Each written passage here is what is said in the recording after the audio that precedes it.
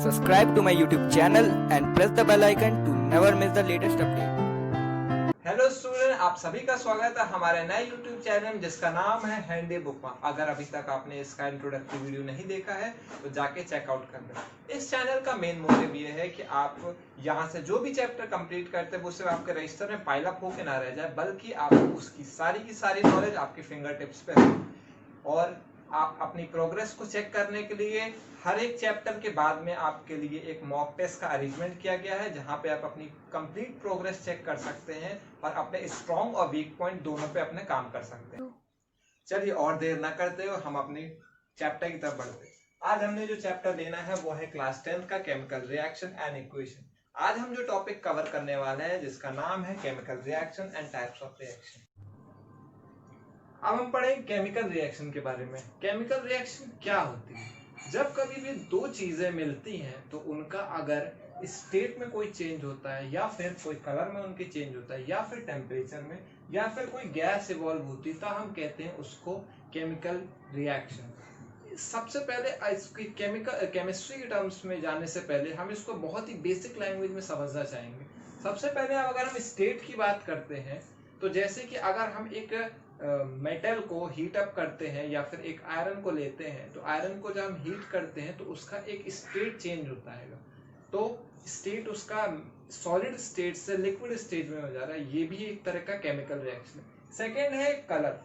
Basic बहुत example है आपका डे टू डे लाइफ में, जैसे कि आप एक वाटर कलर को मिक्स करते हैं, दो वाटर कलर को आप मिक्स करके एक थर्ड कलर बनाते हैं। आप एक रेड और येलो को जब मिक्स करते हो तो उसमें आपको ऑरेंज कलर मिलता है, तो उसमें वहां पर भी एक केमिकल रिएक्शन ही हो रही है।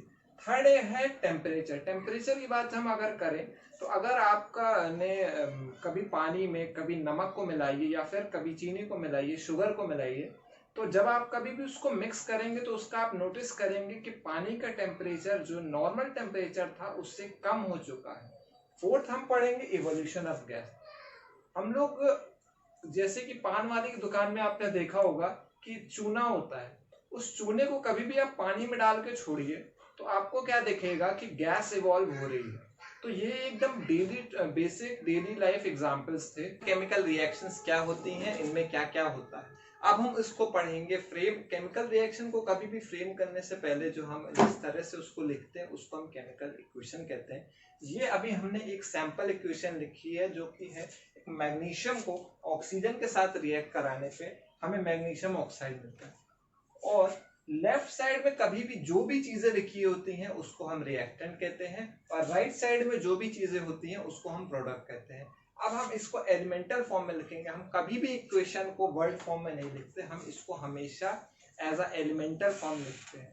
तो इसको हमें लिखे है हमने, जिसका है magnesium react with oxygen gives out magnesium oxide. इसको बैलेंस करने के लिए हमने यहाँ पे 2 और इसको यहाँ पर भी 2 लगाया हुआ है। हमने इस इक्वेशन में इस 2 का प्लेसमेंट किया है इस इक्वेशन को बैलेंस करने के लिए। कभी भी केमिकल इक्वेशन को हम अनबैलेंस नहीं छोड़ते, हम इस कोई भी केमिकल रिएक्शन को हमेशा बैलेंस करके ही रखते हैं। अब इस बैलेंसिंग को करते कैसे हैं इसको हम अब सीखेंगे, इसके बाद सीखेंगे। हम पढ़ेंगे बैलेंसिंग ऑफ इक्वेशन। अभी हमने देखा था ये रिएक्शन जिसमें कि हम मैग्नीशियम रिएक्ट कर रहा था ऑक्सीजन के साथ और दे रहा था मैग्नीशियम ऑक्साइड। इसमें हमने 2 का प्लेसमेंट किया था। ये इसलिए किया था ताकि रिएक्शन को हम बैलेंस कर सके, यानी कि LHS में जितना भी रिएक्टेंट साइड में जितना भी मैग्नीशियम है ऑक्सीजन है, उतना ही मैग्नीशियम और ऑक्साइड हमको राइट साइड यानी कि प्रोडक्ट में भी मिले। अब हम ऐसी एग्जांपल एक दूसरा एग्जांपल लेके चलते हैं यहाँ पे, जिसमें है zinc reacts with H2SO4 and gives out ZnSO4 plus H2। अब ये करते कैसे हैं, इसमें सबसे पहले हम ये नोट करेंगे कि हमारे पास डेटा क्या क्या है। तो हम पहले नोट करेंगे LHS एंड RHS। LHS में पहले हमारे पास रिएक्टेंट साइड में है जिंक है, हाइड्रोजन है, सल्फर है, ऑक्सीजन है। सबसे पहले हम इन चीजों को नोट डाउन कर लेते हैं।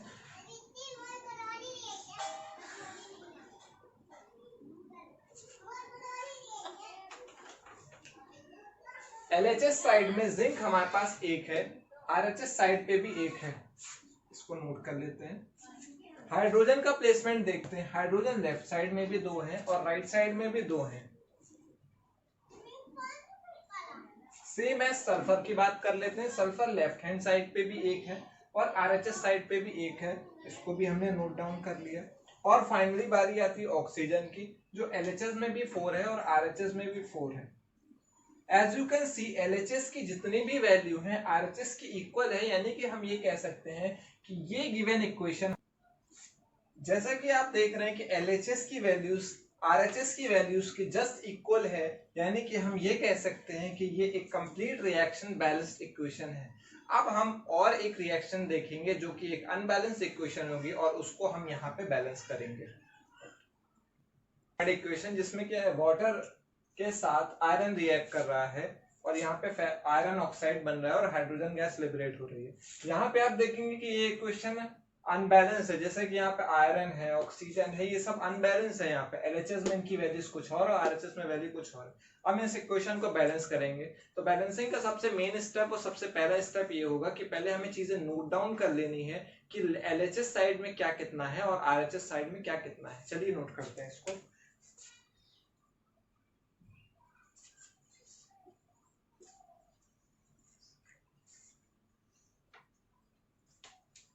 हाइड्रोजन और ऑक्सीजन, एलएचएस साइड में Fe की जो वैल्यू है वो 1 है और आरएचएस साइड में वैल्यू है 3। Let's note it down, 1 and 3। LHS side में हाइड्रोजन की जो वैल्यू है वो 2 है और आरएचएस साइड पे भी 2 है, तो हमें हाइड्रोजन को अभी टच नहीं करना है क्योंकि ये बैलेंस्ड। थर्ड आता है ऑक्सीजन। ऑक्सीजन यहाँ पे एलएचएस साइड में 1 है और आरएचएस साइड में आप देख रहे हैं कि ये 4 है। चलिए इसको भी हमने नोट कर लिया। अब देखते हैं कि हमें स्टार्ट कहां से करना है। सबसे पहले आप आयरन देखेंगे, आयरन को अगर आप चेंज करेंगे तो यहाँ पे आप आयरन के हिसाब से एलएचएस साइड को अगर चेंज करेंगे तो इस आयरन की वजह से किसी और चीज पे फर्क नहीं पड़ेगा। यहाँ पे आयरन 3 है, आप जस्ट यहाँ पे एक 3 ऐड कर दीजिए। इस 3 को यहाँ पे डालने की वजह से यहाँ पे आपने देखा कि इस आयरन के साथ एलएचएस साइड में कुछ भी ना होने की वजह से और किसी भी चीज की वैल्यू डिस्टर्ब नहीं होगी। अब इस वैल्यूज को आप लगातार कंटिन्यूसली चेंज करते रहिए कि एलएचएस में क्या है और आरएचएस में क्या है, जिससे कि आपको चीजें देखने में आसानी हो जाएगी।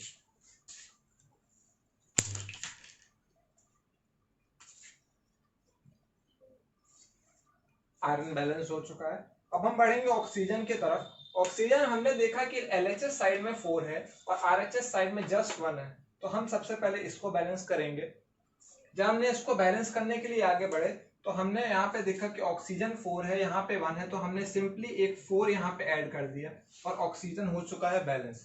अब हम देखते हैं कि हमने ऑक्सीजन को बैलेंस करने की वजह से हाइड्रोजन का नंबर कुछ डिस्टर्ब कर दिया। अब इस हाइड्रोजन को बैलेंस करने के लिए हम क्या करेंगे, एलएचएस साइड में अब हो चुकी है हाइड्रोजन की वैल्यू जो है 8 और आरएचएस साइड में अभी भी वो 2 ही है, तो इस हाइड्रोजन को एलएचएस में 8 है और आरएचएस में भी 8 करने के लिए हम यहाँ पर भी सिंपली एक 4 ऐड कर देंगे, जिससे कि ये फुल इक्वेशन बैलेंस्ड हो जाएगी। अब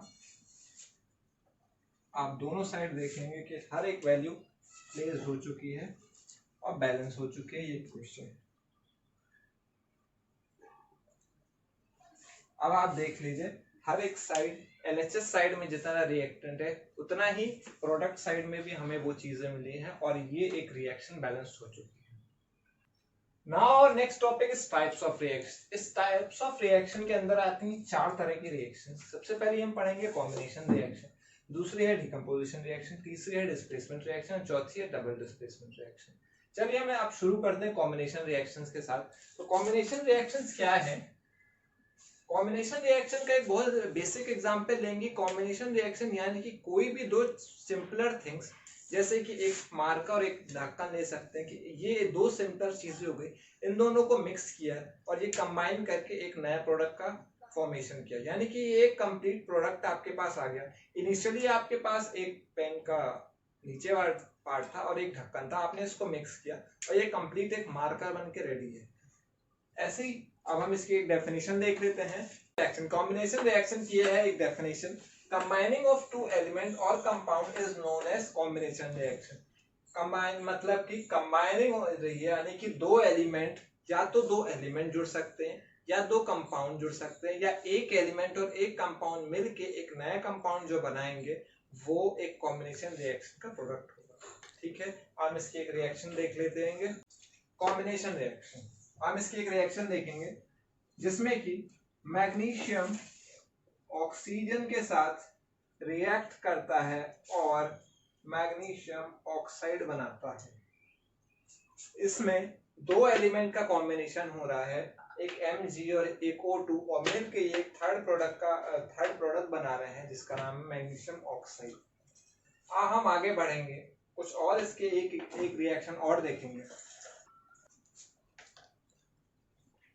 plus carbon plus oxygen gives out carbon dioxide. ये इसमें भी कार्बन एक एलिमेंट है, ऑक्सीजन भी एक एलिमेंट है, दोनों मिलकर एक प्रोडक्ट का फॉर्मेशन कर रहे हैं जिसका नाम है कार्बन डाइऑक्साइड।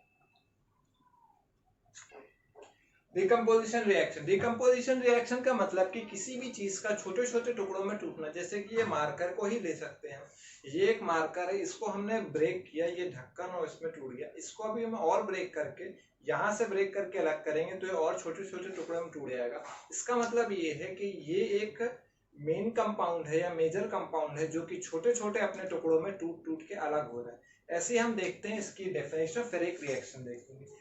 Definition says कि splitting up of compound into its simpler constituents, यानी कि एक कंपाउंड का उसके छोटे छोटे टुकड़ों में टूट जाना is decomposition reaction.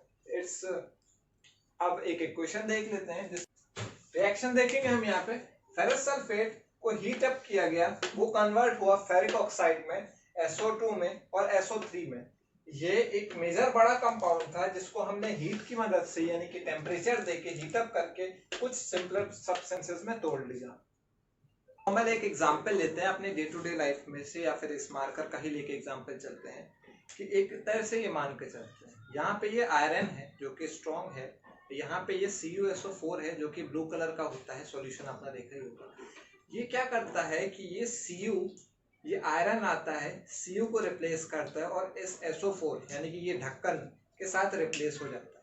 ये आयरन आया, इसने इस कॉपर को यानी बिगर पार्ट को रिप्लेस किया और SO4 के साथ बाइंड अप हो गया।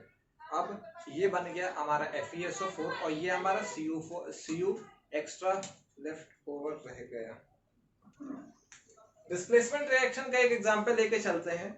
इसमें से Cu ये है, SO4 का ये पार्ट है, सेम ऐसे ही हमारे पास दूसरा है, इसको हम इस तरह से ले लेते हैं।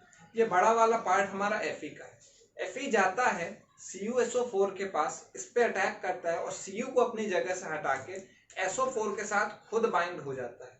तो अब ये बन चुका है FeSO4 और ये Cu लिबरेट कर देता है। जैसे कि हमने रिएक्शन में देखा हुआ ही है, iron reacts with CuSO4 and gives out FeSO4 and Cu। ठीक है, चलिए next is double displacement reaction. In this reaction, positive ions and negative ions of the two reactants switch their places to form new compound. Double displacement reaction में ऐसे कहता है कि एक positive ion और नेगेटिव आयन दोनों ही अपनी आपस में जगह चेंज कर लेते हैं। डिस्प्लेसमेंट रिएक्शन में हमने देखा था कि सिर्फ एक ही कंपाउंड का चेंज हो रहा था या एक ही एलिमेंट चेंज हो रहा था अपनी जगह से, जैसे कि आयरन आ रहा था और वो सिर्फ Cu को रिप्लेस करके जा रहा था। लेकिन अब डबल डिस्प्लेसमेंट में होता है क्या कि दोनों के दोनों रिएक्टेंट आपस में अपने पॉजिटिव और नेगेटिव आयंस को इंटरचेंज कर लेते हैं। जैसा कि इस रिएक्शन में हमने देखा कि Na2SO4 reacts with BaCl2 gives out BaSO4 and form 2NaCl। यहाँ पे Na जो आया था वो शुरू में SO4 के साथ आया था और बेरियम जो आया था वो क्लोरीन के साथ आया था। बाद में प्रोडक्ट के साइड पे क्या हुआ कि ये सोडियम Cl के साथ रिप्लेस हो गया और बेरियम जो था वो सल्फेट के साथ रिप्लेस हो गया। इसको इधर से आपने समझा तो ठीक, वरना फिर हम यहाँ से समझने की कोशिश करते हैं कि कंसीडर इज एज, इसको आप Na2SO4 और इसको BaCl2 मान लें, ये ऊपर वाला हिस्सा को आप Ba मान लें और इसका ढक्कन वाले हिस्से को आप Na मान लें। हुआ क्या कि ये बेरियम यहाँ से निकला, सोडियम को उसकी जगह से हटाया, सोडियम आया वापस बेरियम वाली जगह पे और जो बेरियम था वो सोडियम वाली जगह पे। अब ये बन चुका है आपका NaCl और ये BaSO4। चलिए हम अगले टॉपिक की तरफ बढ़ते हैं जिसका नाम है ऑक्सीडेशन एंड रिडक्शन। हम इसमें पढ़ेंगे कि ऑक्सीडेशन के बारे में और रिडक्शन के बारे में जानेंगे कि ऑक्सीडेशन में क्या होता है, रिडक्शन में क्या होता है। हम ऑक्सीडेशन से शुरू करते हैं। इसमें है कि एडिशन ऑफ ऑक्सीजन या फिर रिमूवल ऑफ हाइड्रोजन। इसका मतलब कि किसी भी रिएक्शन में अगर कहीं पे एडिशन हो रहा है ऑक्सीजन का या फिर हाइड्रोजन हट रहा है तो उसको हम कह सकते हैं ऑक्सीडेशन रिएक्शन। इसका हम एक एग्जांपल देखते हैं। Copper plus oxygen gives out copper oxide. यहाँ पे इस ऑक्सीजन के एडिशन में हम ये देख रहे हैं कि यहाँ पे ऑक्सीडेशन रिएक्शन हो रही है। दूसरी रिएक्शन की तरफ बढ़ते हैं जिसका नाम है रिडक्शन रिएक्शन। इसमें क्या होता है कि इसमें ये जस्ट ऑपोजिट होती है। यहाँ पे ऑक्सीजन का हटना होता है और हाइड्रोजन का एडिशन होता है, जो कि आप देख सकते हैं कॉन्ट्राडिक्टरी है बिल्कुल ऑक्सीडेशन से। कॉपर ऑक्साइड और हाइड्रोजन, हमने कॉपर ऑक्साइड में जब हाइड्रोजन गैस पास कराई, कुछ टेम्परेचर देखे तो हमने देखा कि कॉपर और वाटर का रिलीज हुआ। यहाँ पे हमने देखा कॉपर ऑक्साइड के साथ हाइड्रोजन का एडिशन हुआ है और इस कॉपर ऑक्साइड के साथ ऑक्सीजन का निकल जाना और कॉपर बन के वाटर यहाँ पे फॉर्मेशन हो रहा है। यहाँ पे हमें दिख रहा है कि रिडक्शन रिएक्शन हो रही है। अब एक चीज और जानने वाली चीज है कि कहीं पर भी ना सिर्फ ऑक्सीडेशन होता है और ना ही सिर्फ रिडक्शन होता है। ये ऑक्सीडेशन और रिडक्शन जहां भी होता है किसी भी रिएक्शन में दोनों लोग साथ में होते हैं। जैसे कि यहाँ पे हमने इसी रिएक्शन को लिया हुआ है। यहाँ पे हम रिएक्शन देख रहे हैं, copper oxide plus hydrogen gas gives out copper plus water. यहाँ पे क्योंकि ऑक्सीजन कॉपर ने लूज करी है ये इसलिए यहाँ पे हो रहा है रिडक्शन और हाइड्रोजन ने इस ऑक्सीजन को गेन किया, इस वजह से इसके पास हो रहा है ऑक्सीडेशन। मतलब कि यही रिएक्शन है यहाँ पर हमने एक रिडक्शन के अंदर देखी थी, लेकिन हम किसी भी रिएक्शन को ये नहीं कह सकते कि उसके अंदर सिर्फ ऑक्सीडेशन हुआ है या सिर्फ रिडक्शन हुआ है। ये ऑक्सीडेशन और रिडक्शन दोनों ही प्रोसेस किसी भी रिएक्शन में साइमल्टेनियसली एक साथ एक ही समय पर होते हैं। अब इसके बाद हम पढ़ेंगे ऑक्सीडाइजिंग एजेंट और रिड्यूसिंग एजेंट के बारे में। चलिए शुरू करते हैं।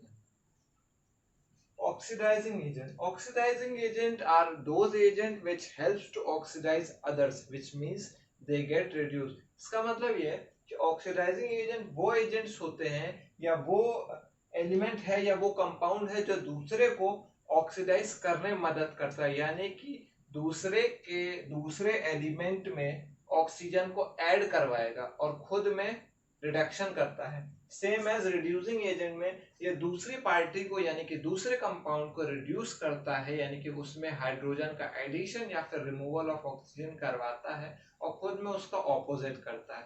सेम वैसे ही ऑक्सीडेशन में भी है। चलिए हम इसके आगे एक एग्जांपल देखते हैं जिसमें कि आपको और ज्यादा क्लियर हो जाएगा। यहाँ पे एक रिएक्शन है 4NH3 plus 5O2 gives 4NO plus 6H2। यहाँ पे ऑक्सीडाइजिंग एजेंट, यहाँ पे सबसे पहले हम ऑक्सीडेशन और रिडक्शन देख लेते हैं कहाँ हो रहा है। NH3 है, NH3 में नाइट्रोजन के ऊपर आप देखेंगे इस पूरे के ऊपर ऑक्सीडेशन हो रहा है, यानी कि हाइड्रोजन का यहाँ पे रिमूवल हो रहा है और ऑक्सीजन का यहाँ पे एडिशन हो रहा है। ये NH3 चेंज होके NO में कन्वर्ट हो रहा है और यहाँ पे जो O2 है उसमें ऑक्सीजन, इस ऑक्सीजन में हाइड्रोजन का एडिशन होने की वजह से यहाँ पे रिडक्शन का प्रोसेस हो रहा है, यानी कि इस पूरी रिएक्शन में साइमल्टेनियसली ऑक्सीडेशन भी हो रहा है और रिडक्शन भी हो रहा है। अच्छा, अब हम बात कर लेते हैं इसी में ऑक्सीडेशन और रिड्यूसिंग एजेंट की। यहाँ पे NH3 जो है एज अ रिड्यूसिंग एजेंट काम कर रहा है, बट उसके अंदर ऑक्सीडेशन हो रहा है और यहाँ पे ऑक्सीजन के अंदर खुद में उसके रिडक्शन हो रहा है, बट वो यहाँ पे ऑक्सीडाइजिंग एजेंट का काम कर रहा है। इस अमोनिया ने अपना हाइड्रोजन, इस अमोनिया ने ऑक्सीजन को लेके खुद में ऑक्सीडेशन किया, लेकिन अपना हाइड्रोजन जो था इस अपने हाइड्रोजन को रिलीज करके ऑक्सीजन को दिया और खुद एज अ रिड्यूसिंग एजेंट काम किया। अब ऑक्सीजन की बात कर लेते हैं। ऑक्सीजन ने इसके हाइड्रोजन को निकाला और खुद ऑक्सीडाइजिंग एजेंट की तरह काम किया और खुद में इसके हाइड्रोजन को ऐड करने की वजह से ये खुद में रिडक्शन करके वाटर का फॉर्मेशन किया। अब जैसा कि हम ऑक्सीडाइजिंग एजेंट, ऑक्सीडेशन, रिडक्शन सब कुछ पढ़ चुके हैं, अब हम ये जानेंगे कि इस ऑक्सीडेशन और रिडक्शन के क्या इफेक्ट्स होते हैं, वो होते हैं कोरोजन और रेंसिडिटी। इसको हम अब डिस्कस करेंगे। Corrosion and rancidity. कोरोजन के आपको इफेक्ट, एक बहुत ही बेसिक इफेक्ट आपको पता होगा कोरोजन कहाँ होता है। कोरोजन आपका मोस्टली आपको आयरन में देखने को मिलता है, जैसे कि रेस्टिंग होती है आयरन में। आयरन में क्योंकि होती है तो इसलिए उसको रेस्टिंग बोल देते हैं। वैसे कहीं भी होता है, जैसे कॉपर में होता है, कॉपर को ऑक्सीडेशन होने की वजह से वहां पे भी कोरोजन होने लगता है, कॉपर आपका ब्लू ब्लू कलर का दिखने लगता है। वैसे ही आयरन में आपका जब रेस्टिंग शुरू होती है तो वो रेडिश कलर का दिखता है। सिल्वर में जैसे कि कोरोजन अगर होने लगता है, ऑक्सीडेशन होने लगता है, तो वहां पे एक ब्लैक कलर की लेयर बनने लगती है। तो ये कुछ एग्जांपल्स है कोरोजन के, जहाँ पे हमने देखा कि क्या क्या होता है। पहला एग्जांपल हमने आयरन का देखा, दूसरा हम कॉपर का हमने जाना कि कॉपर में जब ऑक्सीडेशन या फिर हम कह सकते हैं कि कोरोजन जब स्टार्ट होता है तो वहां पे ब्लू कलर की लेयर बन जाती है, सिल्वर में एक ब्लैक कलर की लेयर बन जाती है। इसी ऑक्सीडेशन का एक और इफेक्ट है हमारा रेंसिडिटी पर। रेंसिडिटी भी इसी का एक इफेक्ट है कि रेंसिडिटी मतलब कि सड़ना होता है, मतलब मेन होता है। रेंसिडिटी वर्ड हम यूज करते हैं मोस्टली फूड के डिके के लिए। फूड का खराब होना, जैसे कि खाना वगैरह घर में रहता है, सड़ने लगता है, महक आने लगती है, बदबू आने लगती है, तो उसको हम रेंसिडिटी वर्ड का यूज करते हैं। रेंसिडिटी मोस्टली, रेंसिडिटी वर्ड का हम यूज खाने के लिए करते हैं। और ये भी एक तरह का ऑक्सीडेशन होने, खाने में ऑक्सीडेशन होने पर ये चीजें शुरू होती हैं। So this was the end of the video. अगर आपको ये हमारा वीडियो अच्छा लगा हो तो आप हमें सपोर्ट करते रहे। आपके सपोर्ट से हमें मोटिवेशन मिलती है और आगे भी हम ऐसी वीडियोस लाते रहे। Thank you, bye bye and take care.